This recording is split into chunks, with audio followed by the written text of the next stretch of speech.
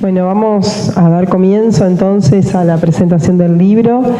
En primer lugar, en nombre de la Sociedad Rodoniana, queremos agradecerles a todos por estar presentes esta noche, en especial al embajador de México y Alberto Moronté. Es un gusto para nosotros. Bueno, muchas gracias por estar presentes. A continuación, entonces, el magíster Horacio Bernardo va a comenzar a hacer la presentación del libro, después el decano de la Facultad de Humanidades de la Universidad de Montevideo, Ramiro Podetti, y por último, entonces, el autor va a dar unas palabras. Acomodar un poco.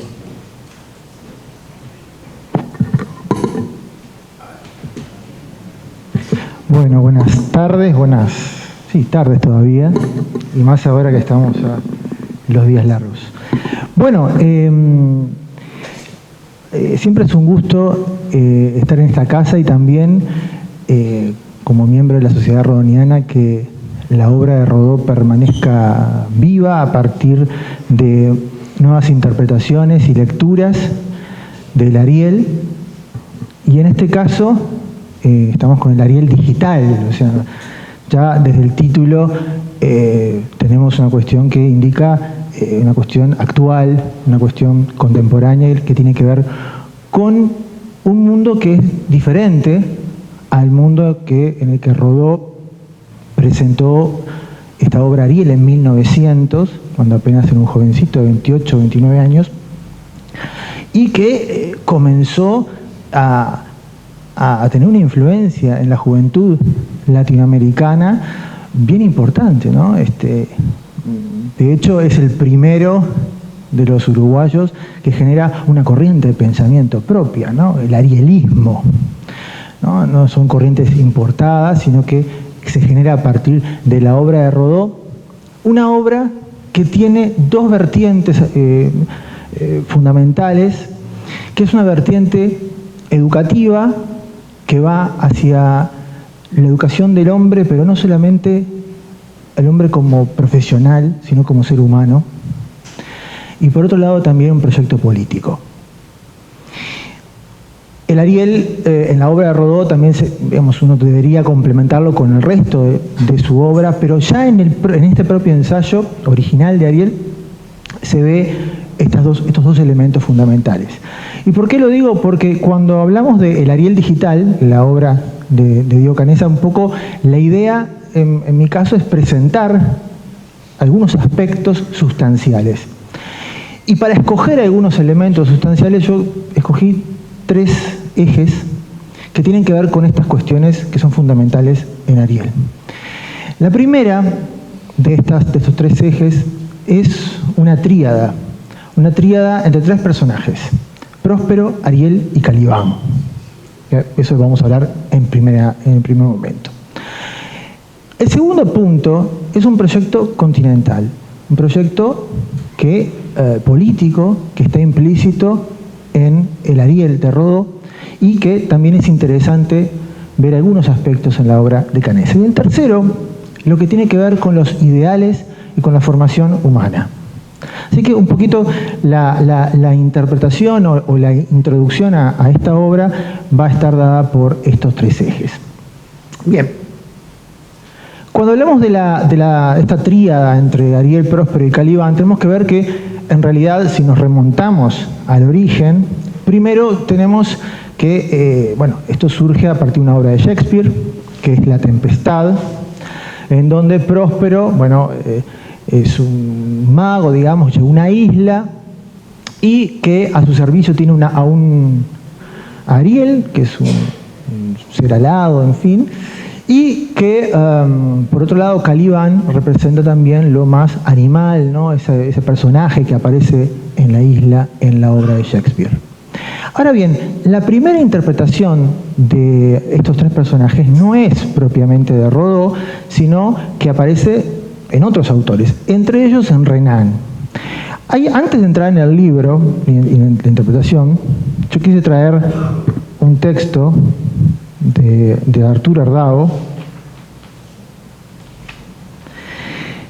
en el que Ardao muestra justamente cómo estos tres personajes, y particularmente Ariel y Caliban, tienen diferencias entre Renan y lo que va a ser la interpretación de Rodó, porque Renan va a interpretar sobre todo a Ariel y Caliban como dos clases sociales, digamos, como dos tipos de personas que representan dos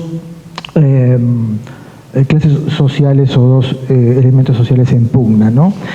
Dice, en el drama de Renan, para Renan, la antítesis Ariel-Caliban, en cuanto a antítesis entre idealidad y materialidad, expresa un antagonismo de clases sociales. Esto es lo que dice Ardao sobre Renan, ¿sí? Para Rodó, en cambio, y acá va a venir el juego que va a hacer Rodó y que le da una dimensión humana importantísima, para Rodó, en cambio, expresa un antagonismo de polos subjetivos de cada personalidad individual. Fíjense que para Renan, Caliban y Ariel representan dos clases sociales, pero ¿qué es lo que hace Rodó? ¿Cuál es el cambio magistral? Los trae a la interioridad. Entonces, cada persona, cada individuo tiene dentro de sí a Caliban y a Ariel.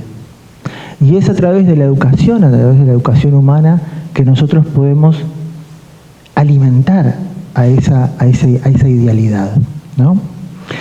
Bien, no me voy a detener en esta historia porque queremos llegar aquí, ¿no? Cuando hablamos entonces del Ariel digital, aparecen entonces estos tres personajes. Próspero, en la obra de Rodó, es un venerable maestro que el último día de clases reúne a sus discípulos y, bueno, ahí comienza el discurso propiamente dicho. En el caso de el Ariel digital, Canessa también trae a Rodó, o sea, trae a Próspero, a Rodó transformado en Próspero, o sea, la propia obra se transforma en un eje para nosotros en la actualidad, pero además incorpora otros elementos. Y aquí es una cuestión interesante de señalar, y es que la obra de Canessa no solamente habla acerca del Ariel, sino que incorpora otros elementos, ¿no? El Ariel es un eje que se va a nutrir de otros elementos, y cuando hablamos de este Próspero nuevo,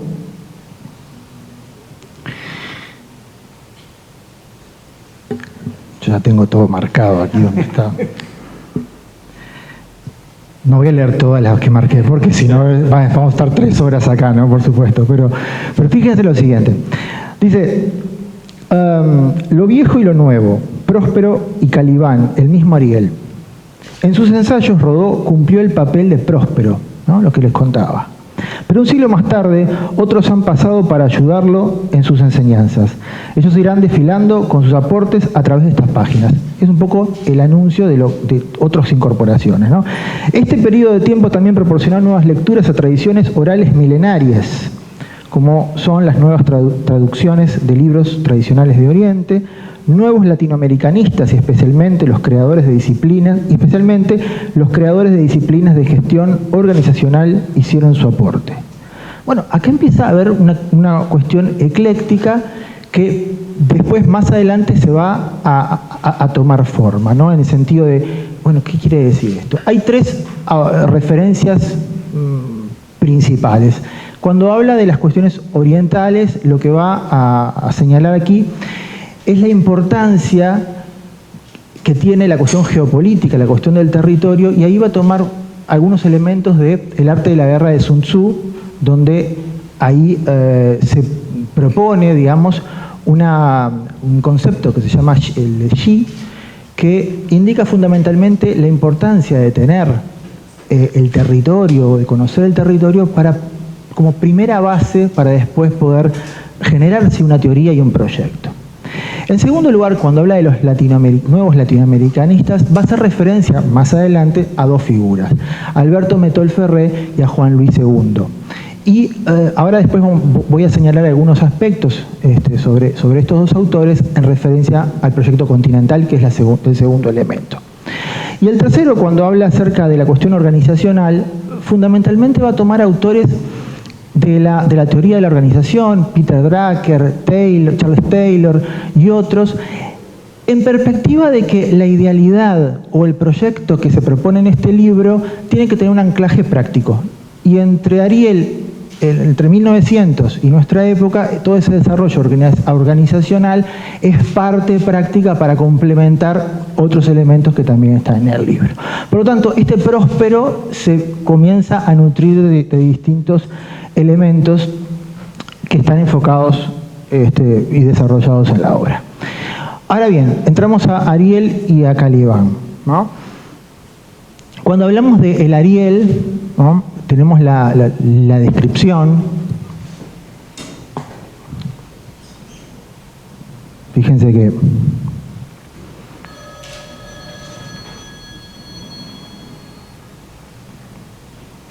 dice, el propio Rodó dice lo siguiente: Ariel es el imperio de la razón y el sentimiento sobre los bajos estímulos de la irracionalidad. Es el entusiasmo generoso, el móvil alto y desinteresado de la acción, la espiritualidad de la cultura, la vivacidad y la gracia de la inteligencia. Y sigue comentando algunos aspectos. Tiene que ver con la espiritualidad, pero también con aquello que nos motiva, con aquello que no es puramente material. La gran diferencia que encuentra Canessa en este Ariel digital, es que, bueno, por supuesto, estamos en una época en la que el conocimiento, la información es importante, pero hay una cuestión que él señala, y que es la ubicuidad. O sea, este Ariel estaría no solamente disperso o sería etéreo por su espiritualidad, sino también porque las redes sociales o la forma de intercomunicar hace que esa, motivación pueda estar diseminada mucho más a través de esas redes. Cuando habla de Calibán, también va a hacer referencia a las cuestiones de las redes, de las nuevas tecnologías. Pero también va a decir lo siguiente: bueno, Calibán sería una forma negativa, digamos, de utilizar todas estas nuevas tecnologías que nos sirven sirven a propósito de este nuevo proyecto. El Ariel digital sería una forma de reinterpretar a esta díada, ¿no?, entre Ariel y Calibán, no solamente dentro de cada individuo, sino dentro de esa gran red que permite nuevas formas de comunicación y de intercambio de información. Bien.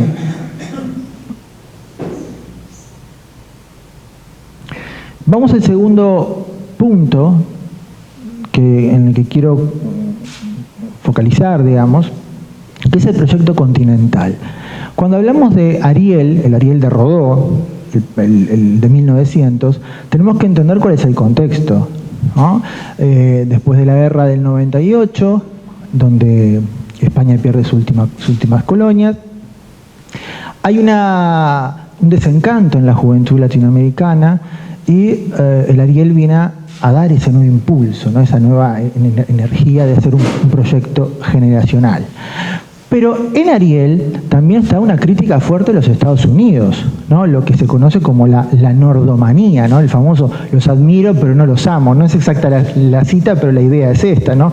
O sea, cuando habla Rodó acerca de los Estados Unidos, dice: ojo, porque los Estados Unidos puede ser un ejemplo de riqueza y de progreso, pero a esa riqueza le falta el espíritu, que es lo que tiene el pueblo latino, gracias a dos elementos culturales que también están rescatados en la obra de Canessa, que es el helenismo y el cristianismo, como piezas fundamentales de nuestra cultura.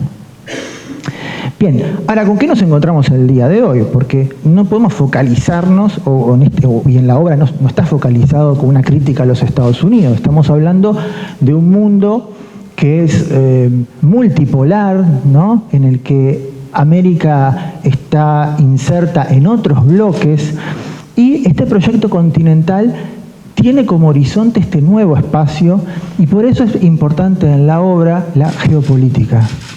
Es decir, ¿cuál es el punto en el que está el continente, digamos, y cómo verlo, cómo visualizarlo para pararse en ese nuevo concierto global? Hay un elemento interesante que tiene que ver con esto del territorio, que es tan importante en varias partes de la obra, y es cuando habla acerca de del mapa, fíjense ustedes que hay hay toda una historia y hay estudios acerca de cómo la forma en que se presentan los mapas nos condicionan en la forma que vemos nosotros el mundo, ¿no? Y de hecho hay críticas y de si el tamaño de Europa es el correcto o si en realidad está distorsionado y excesivamente grande, en fin.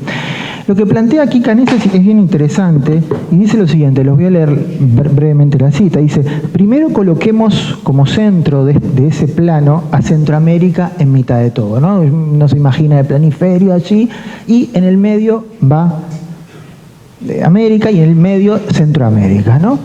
En mitad de todo, la latitud, líneas horizontales y longitud deben colocar en el foco central de la imagen las selvas mesoamericanas, de Costa Rica, Nicaragua, Honduras, El Salvador, Guatemala.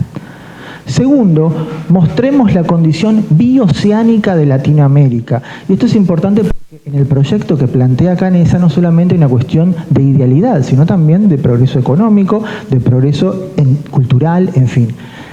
Y señala que al ver el mapa, al ver al continente americano de esta forma y al ver esta cuestión bioceánica, entonces aparece a los ojos, ¿no? Fenoménicamente aparece allí esa condición bioceánica que le da un lugar importantísimo a América, digamos, en su espacio geográfico también, ¿no?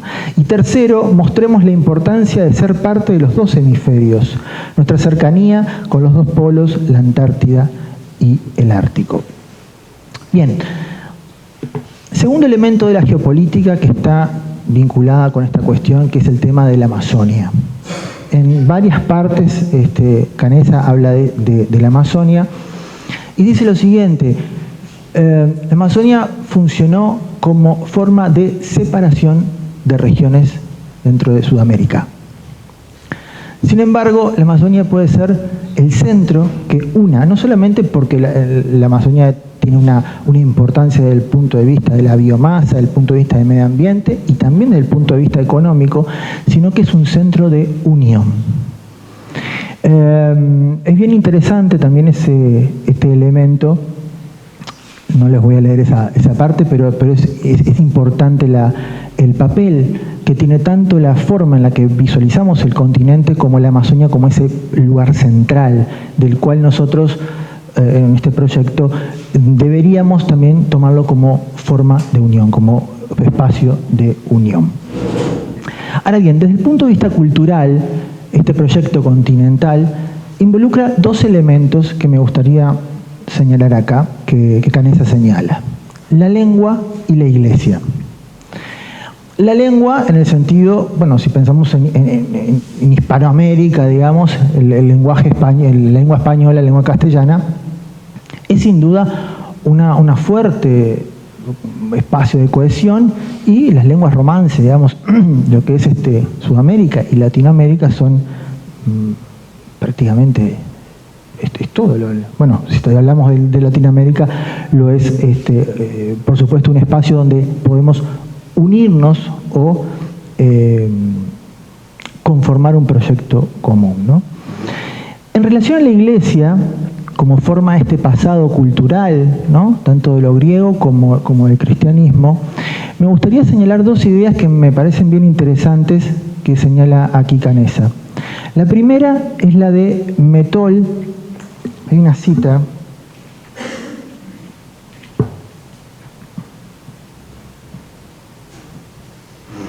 dos citas de Metol. La primera, una referencia, esto va a parecer como una especie de muñeca rusa, ¿no?, porque es la referencia que hace Canessa de Metol, y Metol refiere al teólogo brasileño de Lima, Vaz, o sea que es como una serie de referencias. Pero lo que me importa es señalar la idea, la diferencia entre las iglesias reflejo y las iglesias fuente, en el sentido de la importancia en el proyecto que plantea este libro, de rescatar ese cristianismo, pero también darle una impronta latinoamericana, ¿no? O sea, lo que sucede en diferentes ámbitos del pensamiento y de la actividad latinoamericana, que en general es una copia o una imitación o un ayornamiento en relación a lo que se produce en otras latitudes. Bueno, si se toma como uno de los elementos centrales la cuestión del cristianismo, bien, entonces la importancia de, en primer lugar, tener una iglesia que pueda producir desde la circunstancia latinoamericana. Y la segunda idea de Mettol es acerca de la teología de la liberación. Y la cita señala que, bueno, si bien Mettol no adhirió, digamos, lo que dice es lo siguiente, dice, se diferencia de toda teología precedente, dice Mettol sobre la teología de la liberación, por la importancia decisiva que le asigna la situación histórica de América Latina. Puso en evidencia los límites de la universalidad abstracta en la medida que fuera simplemente importada y no una recreación desde dentro de las condiciones de América Latina. O sea, la teología de la liberación como forma de romper con esa cuestión abstracta, es decir, una cuestión universalista. Y el segundo autor es Juan Luis II, que trae una idea muy interesante, que trae lo que es la hermenéutica de Gadamer, ¿no? O sea, la posibilidad de también hacer una relectura de esa tradición cristiana, de esa cuestión que amalgama en estas cuestiones y que rescata Canessa, y decir, y voy a citar lo que dice Canessa, ¿no?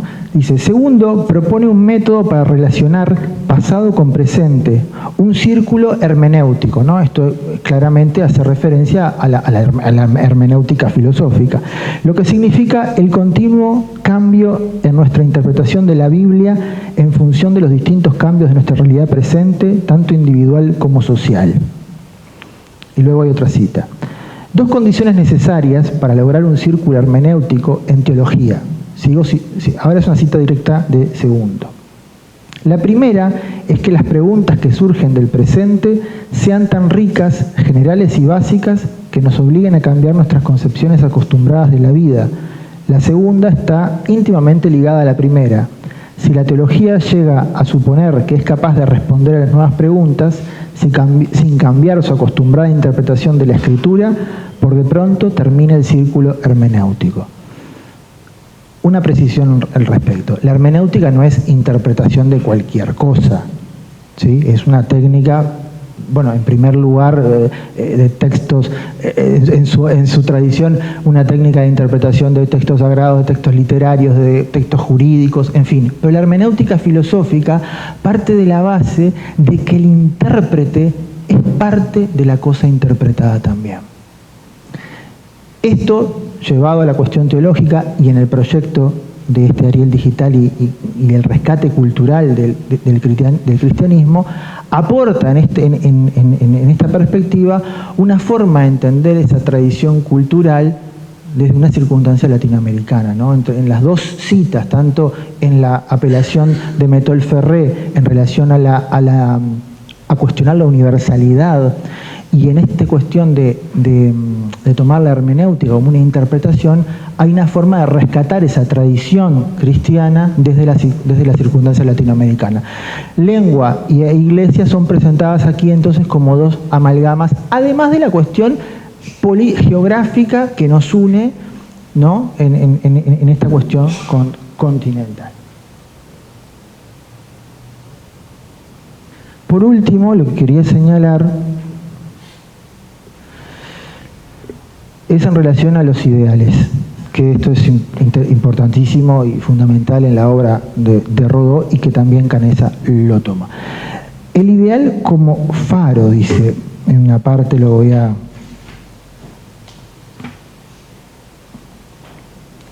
Canessa dice lo siguiente en relación al Ariel y en relación al ensayo, ¿no? a su calidad de ensayo. Dice, ¿qué genera o en qué se convierte el ensayo latinoamericano en la red cuando se lo presiona al extremo? Aquí el mensaje de Ariel es verbo vivo, idea necesaria y clara. Una referencia, un faro, presente para alumbrar a los jóvenes y adultos de Latinoamérica hacia la formación de fuertes elementos que hagan efectivo el dominio de la calidad sobre el número. La multitud será instrumento de barbarie o de civilización según carezca o no de coeficiente de una alta dirección moral. Ahora bien, uno puede decir, bueno, está bien, los ideales, pero siempre se presenta la duda, o bueno, por lo menos a mí, no solamente en esto, sino también en Rodó, decir, bueno, ideales, pero ¿cómo se escogen los ideales, no? ¿Por qué esos ideales y no otros? En fin. Y aquí yo quiero rescatar algo que es interesante, que señala Canessa también acá, que él se pregunta sobre las utopías, ¿no? Porque, claro, uno podría tener un proyecto precioso, que a uno le parece bárbaro, o que a Rodó, o que a Canessa, o que al que lo pueda presentar, pero podría ser bueno o no, podría ser una utopía o una distopía, ¿no? Ahora están tan de moda las distopías, ¿no? Esto Black Mirror y todas las películas que aparecen también, las series, están tan de moda, pero tiene que ver más allá de eso el hecho de que cuando se plantea cualquier proyecto o se habla de ideales, siempre está la posibilidad de que eso no sea bueno a la larga. Él plantea como ideales dos elementos: la democracia y la república, ¿no? Y bueno, no voy a señalar aquí solamente, compone tres poderes, en fin, habla aquí, pero él señala estos dos puntos, ¿no? O sea, el marco democrático de este proyecto continental y el marco republicano, ¿no? O sea, la cuestión que tenga que ver con esa forma de gobierno que contemple tanto a las mayorías como a las minorías, ¿no? Y que el poder de esa democracia también esté controlada por los ciudadanos, ¿no? Es bien interesante señalar esto porque en la obra de Rodó, en Ariel, y si comparamos el proyecto de Ariel con el proyecto de Renan, Rodó es un fuerte defensor de la democracia. De hecho, Renan no podía defender la democracia por una cuestión que en la época de Rodó era un argumento muy común, que se siente, si la democracia es el gobierno de la mayoría, y la mayoría es mediocre, es vulgar, no le interesa la política, no tiene altos ideales, su moral es floja, en fin, ¿cómo puede ser la democracia el mejor de los gobiernos posibles? Ese es el problema que resuelve Rodó a partir de una democracia, a partir de la educación, ¿no? Por eso y una educación humana, que por eso es importante los altos ideales. Ese espíritu democrático se conserva en este Ariel digital, en el que aparecen, por supuesto, otras cuestiones y otras referencias temáticas y también de autores que están citados, pero que en su sustrato tiene estas bases democráticas y republicanas.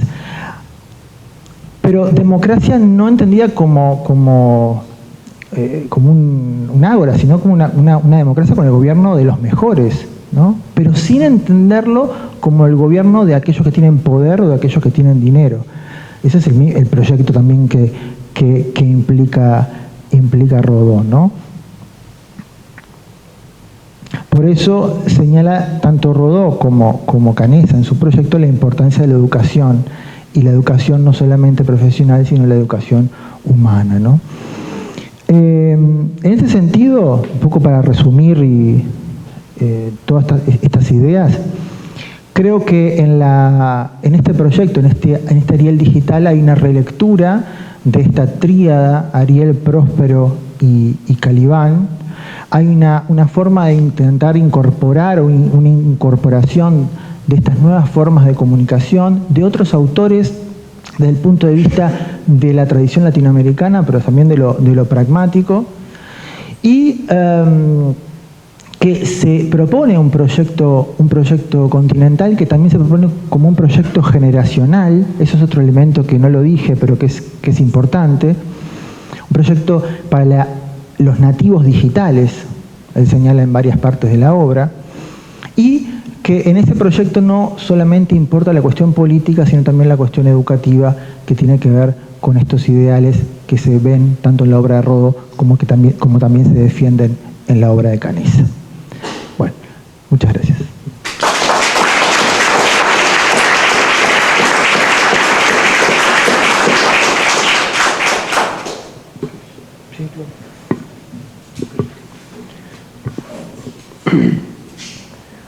Bueno, en primer lugar quiero expresar mi alegría, creo que hablo por todos los miembros de la sociedad rodoniana, por este evento en sí mismo, que nos da oportunidad de cumplir algo que es propósito estatutario de la sociedad, que es el diálogo con el pensamiento de Rodó desde nuestro mundo contemporáneo, ¿no? Es decir, no solo mirarlo a Rodó como un objeto digno de estudio, y está muy bien, pero ahí se acaba, sino pensarlo a Rodó como herramienta de comprensión del mundo contemporáneo, ¿no? Así que eso es una gran alegría y, por supuesto, estamos muy contentos, muy entusiasmados con que haya aparecido en Uruguay este libro, que intenta ese diálogo provocativo desde el título, de traer al Ariel al mundo digital.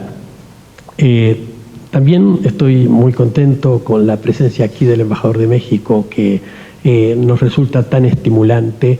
México para nosotros es un país arielista, y por cierto hay una fuerte tradición arielista, recién la evocábamos en México. Me gusta recordar que el mayor premio cinematográfico en México, que debe ser la principal industria cinematográfica hispanoamericana, se llama Ariel, ¿no? Y en sus fundamentos está justamente el Ariel, ¿no? Y hay algunos mexicanos ya socios de la sociedad y aspiramos, por supuesto, que el embajador nos acompañe. También muy contento por la presencia de Alberto Volonté. Recién recordaba Horacio que, a ver, el Ariel es, a pesar de que tiene una dimensión literaria tan importante, tan fuerte, que por momentos lo dominó su personalidad, tiene un fondo político sustantivo, aparte de haber sido un protagonista de la acción política, y nos estimula mucho el diálogo también con parte del liderazgo político del Uruguay. Muchas gracias, Alberto, por acompañarnos hoy. Bien, en abril de este año cumplimos 10 años como sociedad, ¿no? Lo hemos ido recordando en algunos momentos del año, pero creo que nunca hicimos una celebración específica, y me gusta recordarlo porque estuve releyendo hace unos días el estatuto de la sociedad, que está comprendido en el acta número 1, que es el acta fundacional, que es del 15 de abril de 2009, y uno lo releo, dice: el primer objeto de la sociedad es promover en el ámbito nacional e internacional el pensamiento y la acción de José Enrique Rodó. El segundo es realizar y difundir estudios e investigaciones sobre Rodó.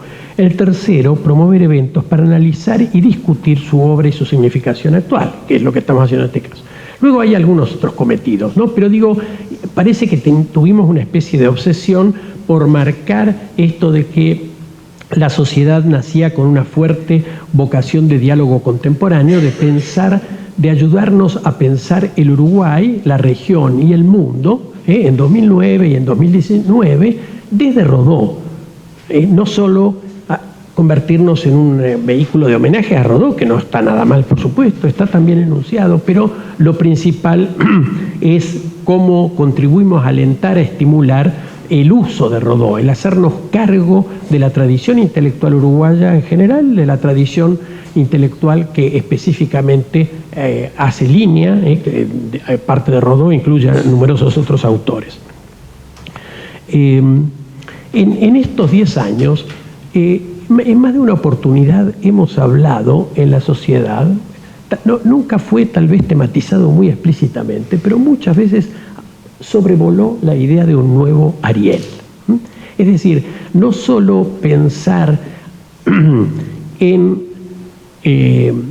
una nueva hermenéutica desde el 2019 del Ariel, sino pensar en cómo contribuir a suscitar en Uruguay una obra que nuevamente tenga las virtudes retóricas y políticas, y performáticas, se podría decir, ahora voy a explicar lo que quiero decir con esto, que tuvo el Ariel de Rodó, ¿no? Recién Horacio hacía referencia al arielismo, ¿no? Es decir, la primera corriente de ideas latinoamericana, nosotros en América Latina fuimos, por orden, ¿no?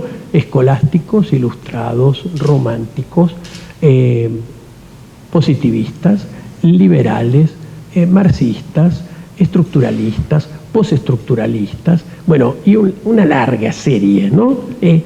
Y no sé si hemos creado algún otro movimiento de ideas fuera del arielismo que tenga un nombre propio, ¿no? Y nació acá, ¿no? Bueno, así que estamos hablando de una obra de una potencia retórica y performativa en el sentido de que generó, esto está bastante estudiado, generó un nuevo actor político en América Latina porque no existían juventudes políticas. En el siglo XIX no las hubo. Hubo núcleos juveniles, pero no que una generación se asumiera como actor político. Y entonces, bueno, emular eso es muy fuerte, ¿no? Digamos, cita, menciona a Diego, ¿no? El hecho del primer congreso estudiantil latinoamericano. Llevó 8 años que esto madurara, porque es en 1908, pero ahí surge, ¿no? Y ese congreso se reúne en Montevideo en honor a Rodó y lo declaran a Rodó maestro de la Juventud de América, y Rodó asiste diariamente a las sesiones del Congreso, interviene activamente, ¿no? Es su creación. Y esa juventud estudiantil que 10 años después va a producir la reforma universitaria, genera este fenómeno del arielismo también como actor político. Entonces, bueno, un nuevo Ariel, estamos hablando de una cosa muy ambiciosa, ¿no? Que tenga efectos similares a ese, ¿no? Yo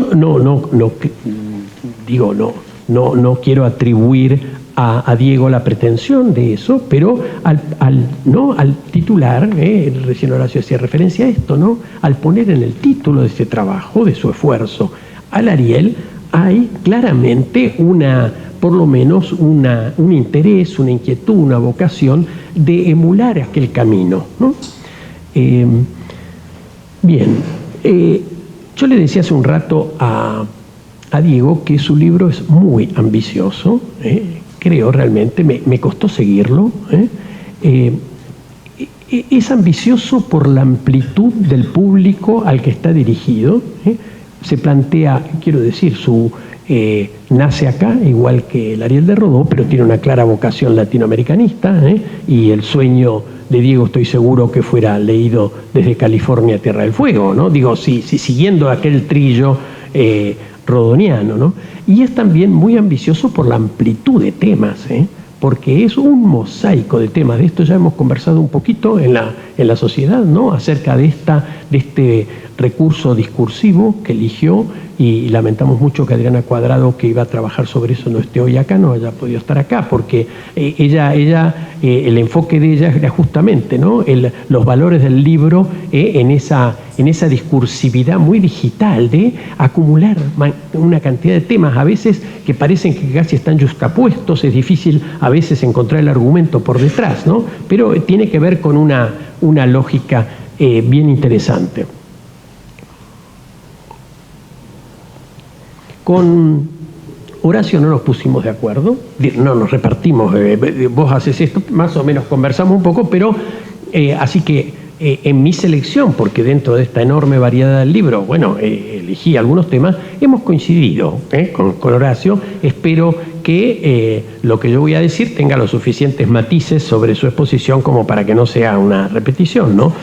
Yo empiezo por la Amazonia, ¿no? Lo que más me sorprendió del libro es el valor inusitado que tiene, el valor temático, el valor metodológico, el valor proyectivo que tiene la Amazonia, ¿no? Es algo realmente curioso.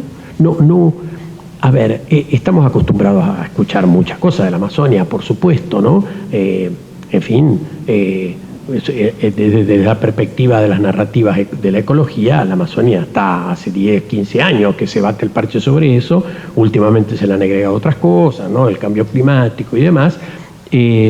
También uno ha tenido referencias de la sustracción de plantas tropicales, ¿no? Para patentamientos, en fin, toda esta cuestión del aprovechamiento industrial de la floresta y la fauna tropical, pero nunca, yo por lo menos no recuerdo haber escuchado a nadie ni haber leído en ningún lugar que la Amazonia se pueda considerar como el núcleo de un proyecto sudamericano y finalmente también latinoamericano, ¿no? Es algo llamativo. Yo creo que digamos, vamos a ver si entendí bien lo que está proponiendo Diego. Desde ya me adelanto a decir que creo que hay que argumentarlo más, pero me resultó extraordinariamente interesante. El fundamento del planteo de Diego es que, bueno, aceptando que estamos viviendo una transición de modelos económicos, sobre todo políticos también, que hace alusión allí a la era postcapitalista, como queramos llamarla, o postindustrial, lo que sé, ¿no? El tema de la crisis de la energía, ¿no? El tema del impacto de los combustibles fósiles. Bueno, hay una cantidad de cosas que él toma de una narrativa que más o menos conocemos, pero lo que él plantea es que la floresta, supongo en parte la fauna también, pero sobre todo la floresta, la flora amazónica, tropical, es un tesoro de biodiversidad, eso lo sabemos, pero lo que él dice, una referencia que supongo estará bien documentada, que apenas está aprovechándose con el estado del desarrollo científico actual el 5% de los insumos de origen vegetal para la biotecnología, en particular para la industria farmacéutica, para la industria química, etc., ¿no? Pero ese 5% apenas es responsable del 25% de los productos que genera, por ejemplo, solo la industria farmacéutica. Entonces, lo que nos está diciendo Diego, miren, chicos, tenemos en Sudamérica un lugar que sabemos es la mayor reserva de biodiversidad, bueno, pero tenemos un techo de un 95% de insumos, la mayoría de ellos todavía no descubiertos, que implica un potencial de riqueza gigantesco visto desde el punto de vista del paradigma biotecnológico, que todos sabemos más o menos que la importancia que tiene, ¿no? Entonces, al leer esto empecé a entender, porque me llamó la atención, cuando vino a la sociedad hace un tiempo y a hablarnos del libro, este énfasis amazónico, digo, ¿cómo viene la relación entre Rodó y la Amazonia? Y ahora me queda mucho más claro, conecta por el lado de considerar a la Amazonia como una oportunidad gigantesca para que América Latina, y en particular Sudamérica, cabalgue el cambio de era, ¿no? El otro elemento al cual voy ahora a ir enseguida, que acompaña a esto, el otro eje o foco temático del libro es la sustentabilidad, ¿no? Sin lo cual esto no se contradeciría las mismas observaciones que hace Diego sobre la crisis sistémica general, sobre los modelos económicos, ¿no? En este caso, mi pregunta, que queda en todo caso formulada, es cómo pasamos de una Amazonia que, en el mejor de los casos, es objeto de protección por explotaciones abusivas o objeto de promoción, en el sentido que sigue siendo un territorio bajísimamente poblado, etcétera, ¿cómo se pasa de esa Amazonia a una Amazonia que Diego define como el espacio vital, haciendo uso de un concepto geopolítico que tiene mala propaganda por sus vinculaciones con el nazismo, ¿no? El Lebensraum, pero que viene en realidad de un geógrafo, Federico Ratzel, y que es un concepto geoeconómico, ¿no? Y geocultural. Es decir, ¿cómo pasamos de esa Amazonia, que hoy es a lo sumo, ¿no? Un lugar de pioneros, de promoción, de protección, a pensarla como el centro, ¿no? De la nueva economía y de una nueva América Latina a compás de esta nueva economía, ¿no? Él ahí nos da una sola pista, que es pensar a Honduras, la selva tropical hondureña, como una escala de experiencia piloto, que de repente, bueno, ahí ciertas inversiones podrían hacer la experiencia de lo que después pudiera generalizarse en la Amazonia. Pero, a ver, eso me hubiera gustado encontrar más argumentos, más desarrollo, ¿no? Para mí, y lo enseño en mis clases, el mapa sudamericano tiene una anomalía gigantesca, que es la concentración de la población en una franja que oscila entre 150 y 300 kilómetros de las costas. Y el centro es como pasa en Uruguay, lo proyectamos Sudamérica y se mantiene. La civilización del cangrejo, es un enorme vacío poblacional, pero por lo menos el Chaco, que también es un vacío poblacional, o la Patagonia, que son vacíos poblacionales, tienen ferrocarriles y rutas. La Amazonia es un vacío poblacional y un vacío vial. Si uno ve el mapa de la demografía, es un manchón blanco. Entonces, ¿cómo pasamos de eso a que eso se convierta en el centro, ¿no? Digo, como desafío, pero a mi juicio es la mayor originalidad del libro, porque es una hipótesis provocativa, originalísima, y que nos ayuda a repensarnos desde el territorio, desde el campo, digamos, desde Sudamérica, y nos ayuda a poner en práctica, digamos, pensar la integración en términos prácticos, no en términos retóricos de que somos hermanos y todo eso que ya está agotado, ¿no?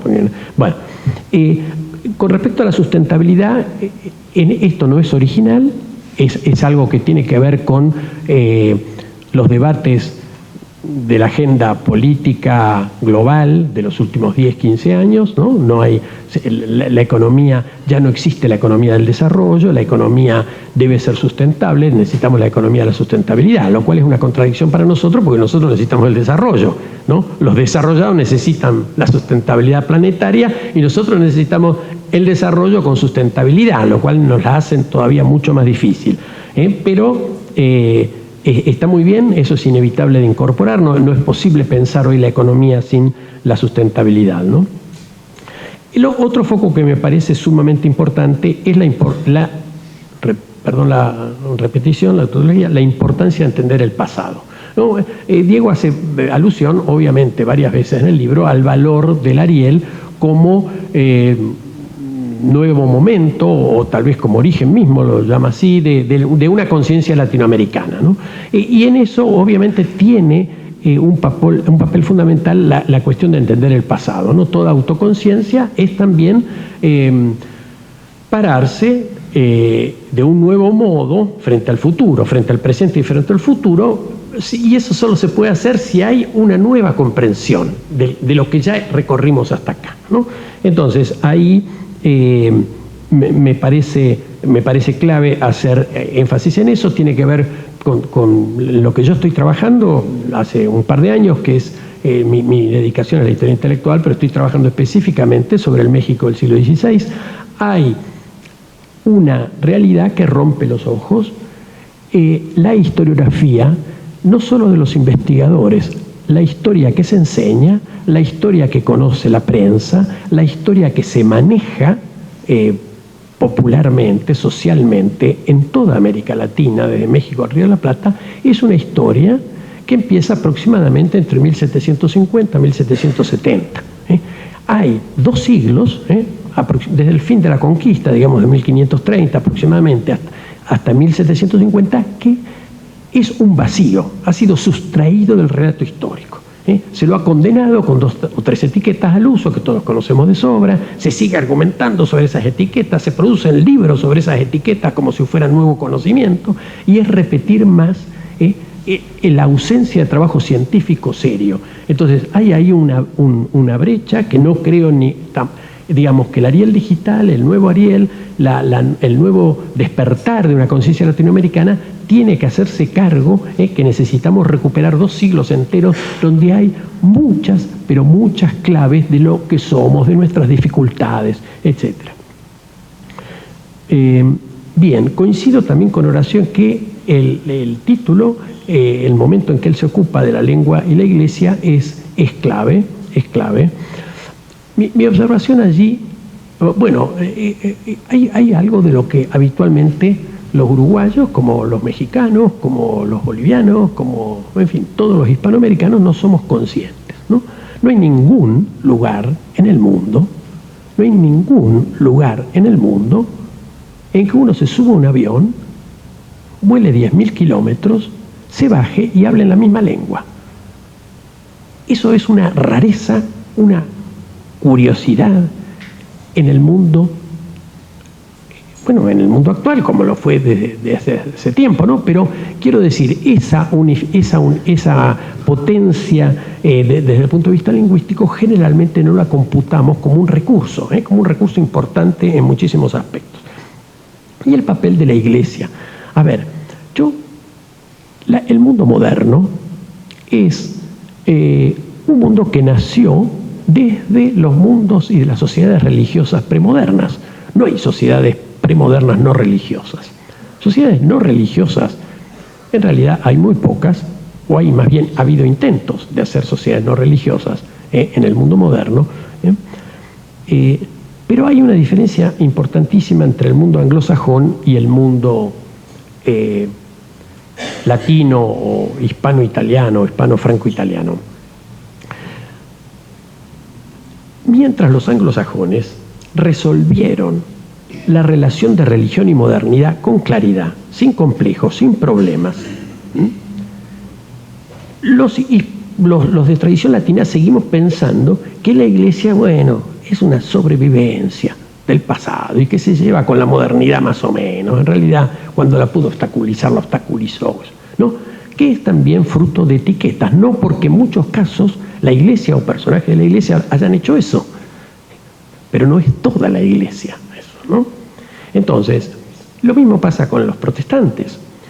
Digo, acá hay una diferencia clave, me parece, en la historia intelectual de anglosajones y la nuestra, que los anglosajones tuvieron a un Max Weber, que con un libro clásico, que recomiendo siempre a mis alumnos de cualquier curso que deben leerlo, que se llama La ética protestante y el espíritu del capitalismo, explicó perfectamente el enorme, tremendo, fundacional papel que cumplió la religión en el mundo moderno.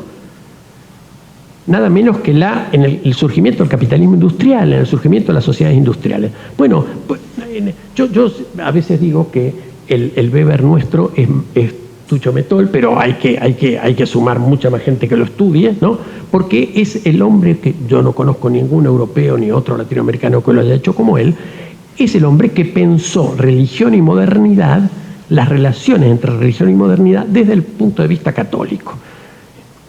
De modo que acá, lo que digo, Rodó lo que hizo fue apenas enunciar el tema.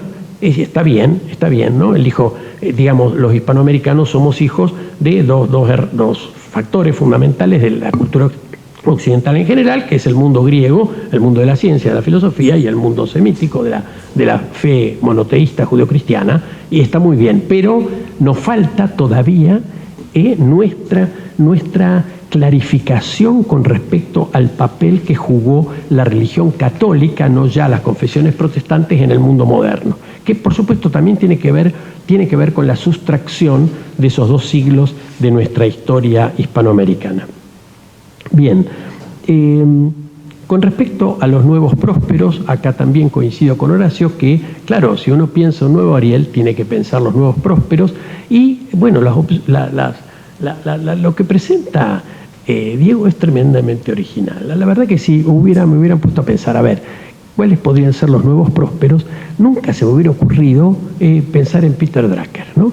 Es muy interesante esta idea que, bueno, tal vez la conocen, yo no la conocía, ¿no? Que la empresa, tal como la conocemos hoy, es algo que en rigor surge como organización, más allá de todos los precedentes, ¿no? Del principio del siglo XX, del siglo XIX, surge después de la Segunda Guerra, ¿no? Es esta idea de la empresa como organización compleja y que desarrolla todo un aparato científico en torno a su diseño y gestión, es algo muy, digamos, de la última etapa del capitalismo, ¿no? Entonces, digamos, Peter Drucker como uno de los padres del management, ¿no? Él lo pone. Es interesante porque Metol también en el libro de Estados Continentales trabaja mucho sobre Drucker y sobre otros pensadores del management, ¿no? Lo curioso, ahí me parece que faltaría algún enlace argumental, es que son las empresas y el management, estos hijos de la última fase del capitalismo, para los que Diego piensa que van a cumplir un papel en esta transición hacia el postcapitalismo, ¿no? Y por eso los pone como nuevos prósperos del nuevo Ariel, ¿no? Ahí me parece, bueno, la recuperación del Sun Tzu es, uno diría, bueno, o Peter Drucker es el Sun Tzu del siglo XX, o ¿cómo sería al revés? Peter Drucker fue el estratega de la China antigua, porque en el fondo y finalmente los dos se ocupan de estrategia, ¿no? Sun Tzu fue lectura de mi juventud en Argentina, era para mi generación, que fue la generación de los 70, hoy muy vilipendiada, una generación muy definida por la militancia, 30 años de mi vida los dediqué a la militancia política. El arte de la guerra era, a ver, tenías que haberlo leído, y si no lo leíste tenías que decir que lo habías leído, ¿no? Era como un recetario básico de conducción, ¿no? de estrategia y demás. Así que tengo cierta familiaridad, pero nunca había reparado, seguramente porque fui de los que no lo leí y decía que lo había leído, en esta idea del Xi, ¿no? Que aludió también. Cambiaron mucho las traducciones. Los 70, puede ser. Son otro libro diferente. Bueno, puede ser, pero te lo voy a regalar. Gracias. Sí, voy a recordar lecturas de la juventud. Me pareció tan claro, pero tan claro para todo, para la psicología. He estado hablando con mi señora, que es psicóloga junguiana, sobre el campo. Me pareció interesantísimo esto de que para cualquier acción, ¿no? En el caso de Sun Tzu sería la batalla, pero para cualquier acción de cualquier tipo, personal, social, grupal, en relación a los objetivos que uno se propone, mucho más importante que las fuerzas de que dispongo, que los recursos de que dispongo, es cómo comprendo el campo en el que esa acción se va a desarrollar. Normalmente uno es un impetuoso y se va, no, vamos, voluntarismo. Y después la realidad te pega, bueno, corrijo, yo qué sé. Cuando si lo hubieras pensado antes, ¿no? Hubiera sido distinto. Me parece una enseñanza extraordinaria, y creo que Diego se puso a buscar, bueno, ¿cómo defino el campo? Y ahí no sé si fue así, pero claro, el papel de esta nueva manera de entender la Amazonia tiene mucho que ver con entender, porque entender el campo no solo es una cosa descriptiva pasiva. El campo tiene fuerzas que están en desarrollo, y hay fuerzas externas al campo que influyen sobre él. Entonces él está pensando, ¿no? La Amazonia en algo que es una cosa de acá 100 años, ¿no? Bien, ya voy terminando.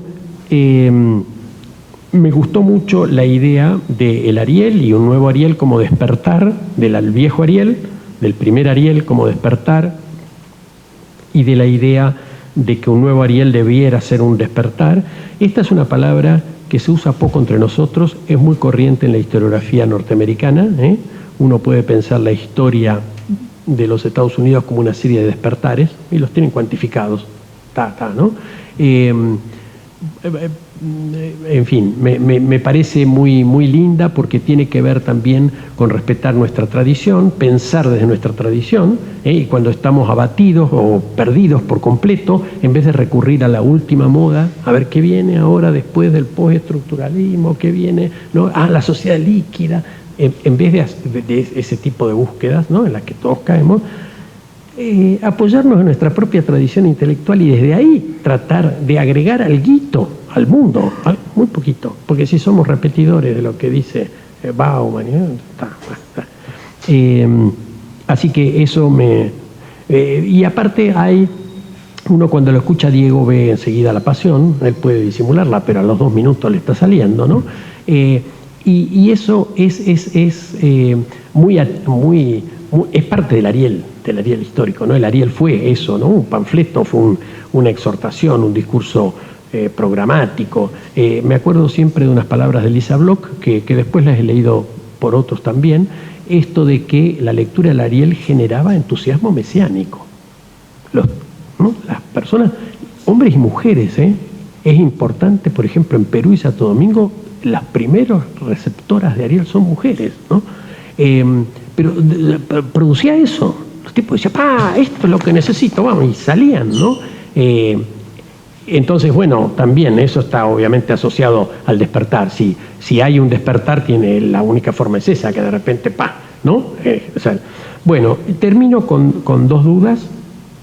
Una es, observaciones. Una es la claridad de la argumentación. Por momentos me perdí. Yo, por ejemplo, no encontré los 6 ejes. Tú los enuncias como método, a partir de una cierta lectura de Rodó, que es de alguien que tú ahí citas, y bueno, es una lectura interesante, marcar 6 ejes y están bien marcados, y supuestamente iba a ser tu trillo, digamos, pero después capaz que es una lectura que requiere más detenimiento, y de repente, a ver, hay frases o párrafos que entiendo a lo que van, pero no me resultan convincentes desde el punto de vista de la persuasión, del convencimiento de una idea nueva que uno quiere plantear.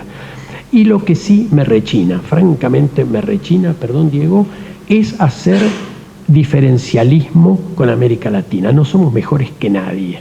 Yo no creo eso, y se trasunta por allí, ¿no? En 3 o 4 lugares del libro, una especie de exaltación retórica acerca del potencial de América Latina. La verdad que creo que no.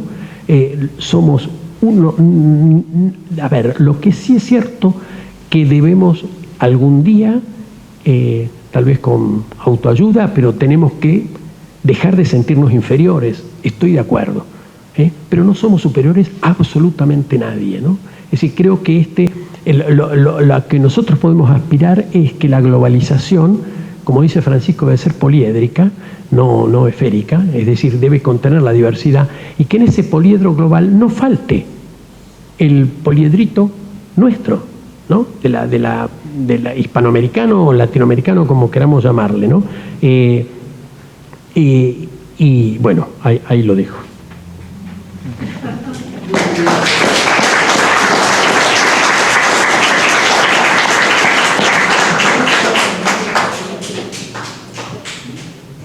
Bueno, yo voy a ser bastante corto, ya es bastante tarde, voy a ser bien resumido y tengo que empezar por agradecerle a Romeo Pérez, a la Sociedad Rodoniana por hacer este evento, a Laura Osta que está allá atrás, muchas gracias, a Horacio Bernardo y a Ramiro Podetti, comparto en todo lo de Bernardo y lo de Ramiro. Me quedo tranquilo que no somos más que nadie, te referís al conjunto de Latinoamérica y no a Uruguay, que me pensé que estabas hablando de nosotros, del uruguayense, pero por otro lado no somos medios que nadie, también lo comparto, pero sí creo que hay que incentivar un poco esa relectura de nuestro pensamiento vernáculo, que es lo que es el Ariel digital. Básicamente lo que me gustaría comentar es a quién estaba dirigido originalmente el mensaje cuando empecé a escribir, porque tiene un público objetivo bien definido, y está el eje temporal de ese público es 1993, que es el año en donde Internet sale de un ámbito militar y se hace el primer navegador utilizable, que se llamó Mosaic. En un eje de 25 años para adelante y para atrás, ahí era como el público objetivo del libro, digamos, que es retomar el mensaje de Rodó en los 6 ejes temáticos de Rodó, pero dándole una estructura diferente.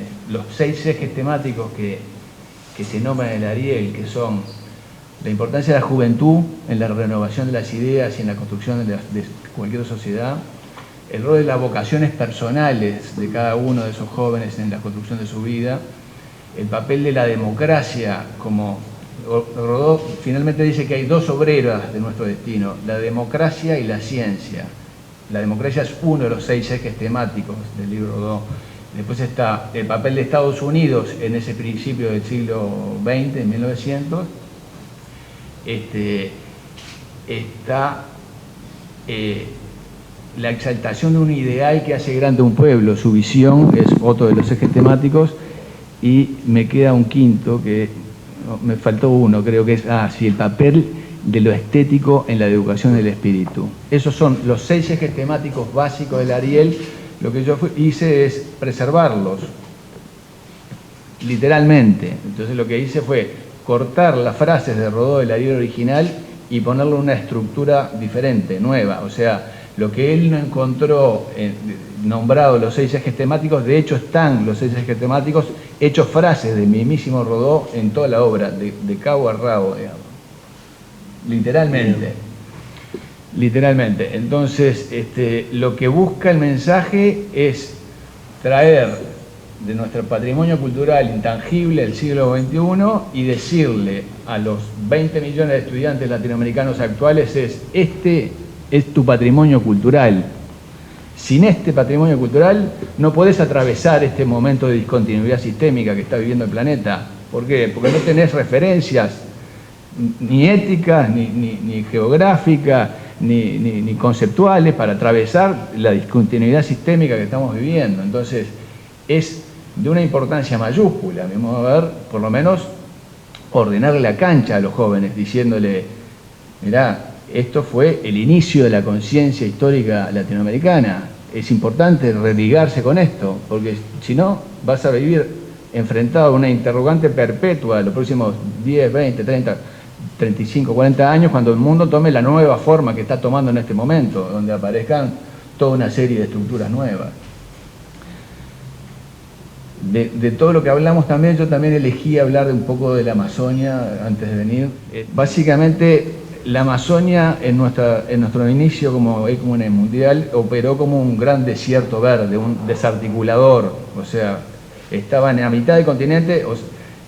Latinoamérica tiene una espina vertebral latinoamericana que es la cordillera de los Andes. Esa cordillera de los Andes crea en Latinoamérica 3 grandes cuencas hídricas: el Orinoco, el Amazonas y el Río de la Plata. El Río de la Plata, le había traído un mapa para mostrarle, es la única frontera viva entre el Imperio español y portugués, fue el Río de la Plata, realmente nosotros. De ahí la importancia que tiene repensar constantemente cuál es nuestro rol histórico, que ya se dio cuenta Rodó de eso. Ahí te pareció.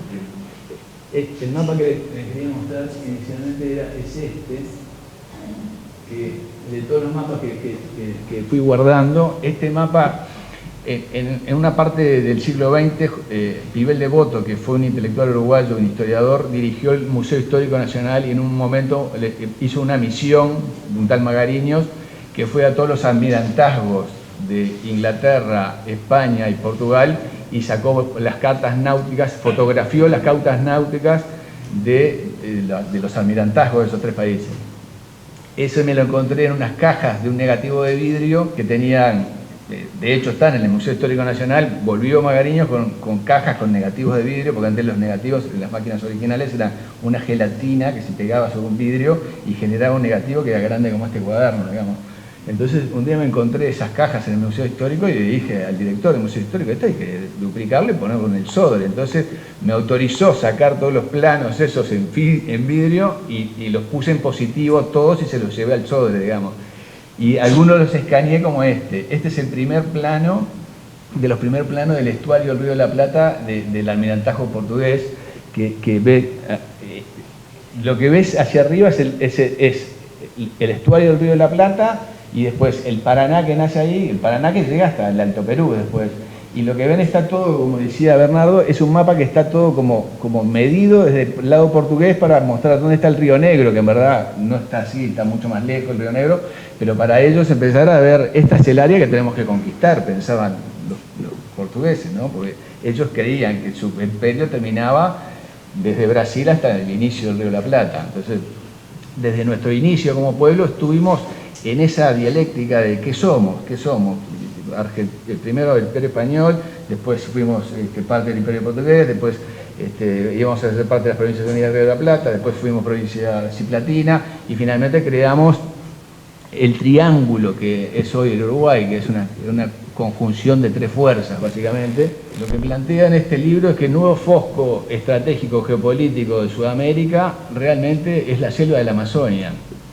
Los últimos 2 meses hemos presenciado, todos nosotros que estamos acá, una especie de espectáculo mediático en torno a el 82% de incendios que aumentaron en la selva de la Amazonia, toda una noticia fabuladas y construidas como para poner en el tapete del mundo total que Brasil no puede administrar esa selva, básicamente, como que se está creando como la idea de que un nuevo poder global debería ser el encargado de proteger esa área amazónica y que eso pase a otra órbita de Naciones Unidas y no sobre el control de Brasil o de Perú o de Venezuela o de todos los países que tienen pedazos de la selva amazónica en el continente sudamericano.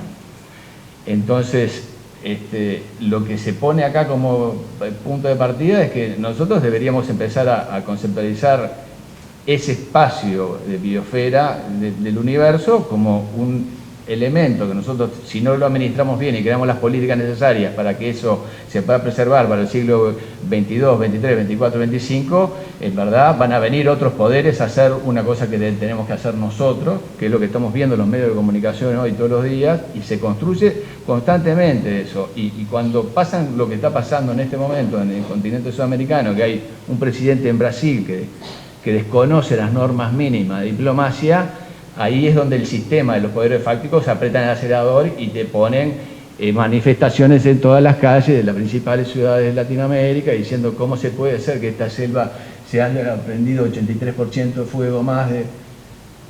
Y la verdad es que hay gente que está dentro de la selva prendiendo los fuegos.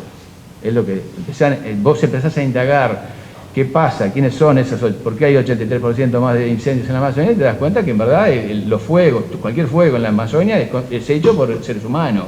Entonces hay 83% más de fuego, es una anomalía estadística, ahí está pasando algo, hay grupos de gente organizada para hacer este tipo de cosas y desaparecer.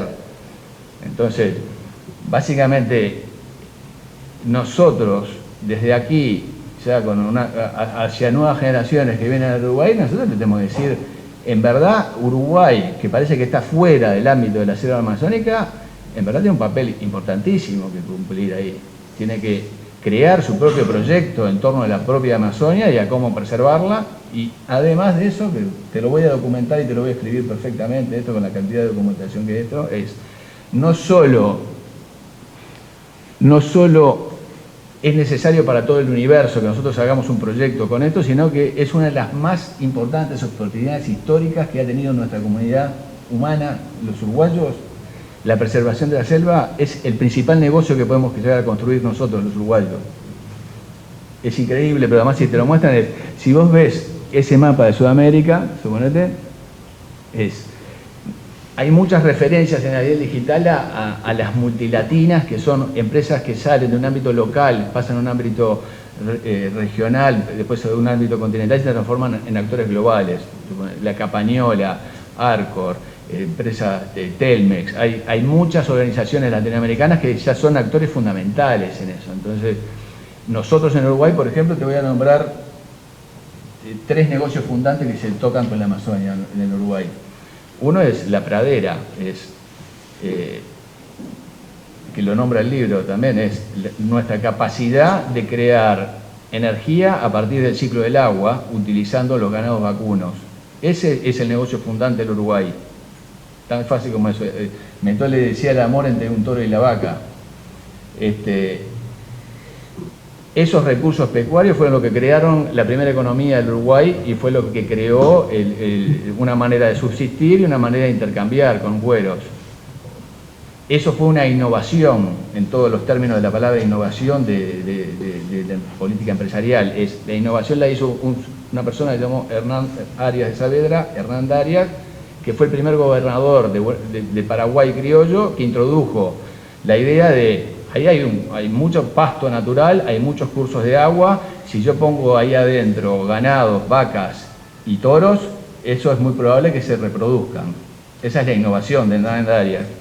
Lo hizo. Puso 20 vacas jóvenes y 4 toros. 150 años más tarde había 7 millones de cabezas de ganado, que fue lo que nosotros usamos para iniciar nuestro camino como pueblo, como comunidad histórica.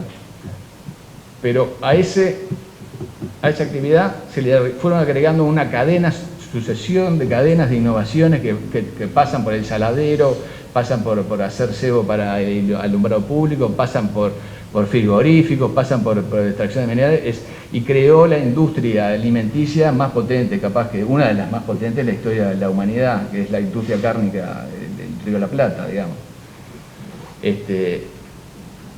Hoy nosotros enfrentamos como lo que le echan la culpa en la Amazonia, el 83% de aumento de incendios, es porque lo que hacen es deforestan con incendios partes de la selva para poner ganado vacuno para que se alimente y se críe. Entonces nosotros como comunidad que sabemos eso, lo que tenemos que decirle al conjunto de Latinoamérica es: no hagan más eso en la selva de la Amazonia, háganlo acá, en el 4 diamantes de pasto del Cono Sur, del Río Grande del Sur, Paraguay, nosotros, las provincias argentinas, y hagamos un inmenso hub de esto, con las hidrovías que van hasta Paraná, Paraguay, que es el río de Uruguay, la de la Laguna Merín, interconectemos todo este sistema y saquemos todo ese ganado que están ahora rodeando alrededor de la Amazonia, los ubicamos en nuestras partes de acá, y nosotros podemos crear una industria que sea 20 veces más grande de lo que estamos produciendo hoy, con la misma cantidad de elementos, básicamente.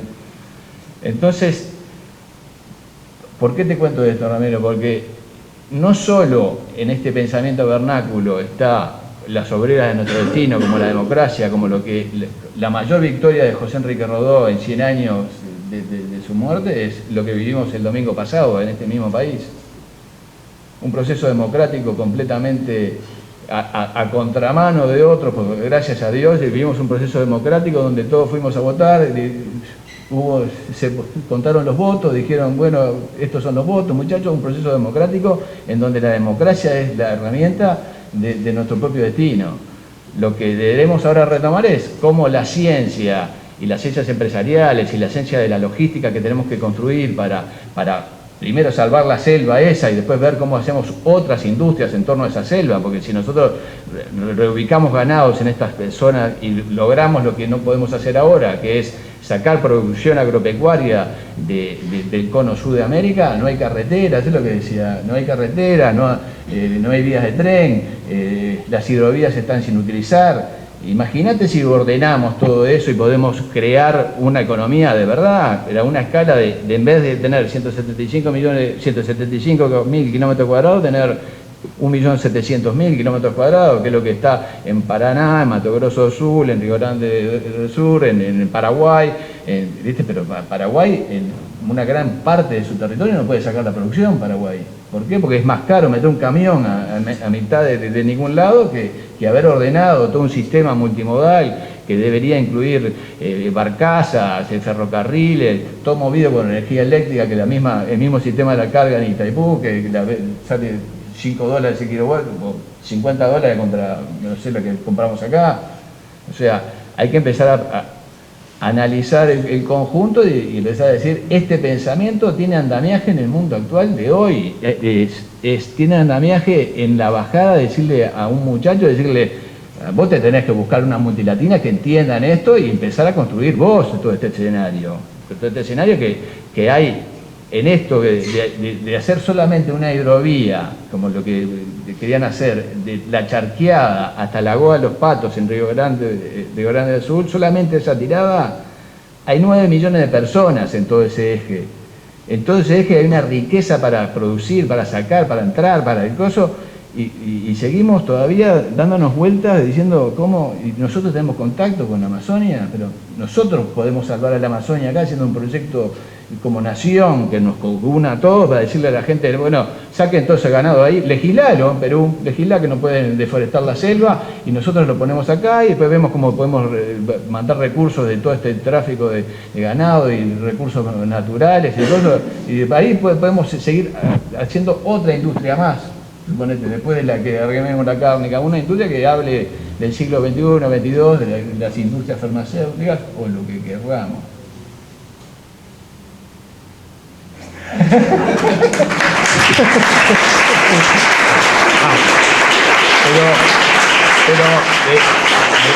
Le voy a agarrar el desafío, Ramiro, y te lo voy a escribir esto y te lo voy a llevar a tu oficina. A ver, tal vez yo sobreinterpreté un poco más lo que quisiste decir. A mí me pareció apasionante tu planteo. Creo que hay una distancia todavía muy, muy importante a recorrer. Yo comparto absolutamente todas tus observaciones recientes. En la Argentina hay el proyecto de canalización del Bermejo desde hace 50 años, benditos. pero está el tema de los camiones, y los camiones mandan. Ahora, estamos completamente de acuerdo. Yo, lo que tal vez me pareció fascinante de tu idea es la Amazonia en sí misma, ¿no? Porque si hay ese potencial que vos decís, por supuesto que corremos todos a asociarnos ahí, ¿no? Así que lo sorprendente, lo interesante es esta idea de haber podido tomar el tema de la Amazonia y hacerle un planteo que está en las antípodas, los que estamos escuchando, pero es lo que domina nuestros medios de comunicación y demás. Así que en todo caso las observaciones que hice son observaciones en un sentido de pensar que esta idea, esta hipótesis que están planteando es riquísima, que lo que necesita es ir desarrollándose, ¿no? Cada vez más, pero estamos totalmente de acuerdo en el fondo.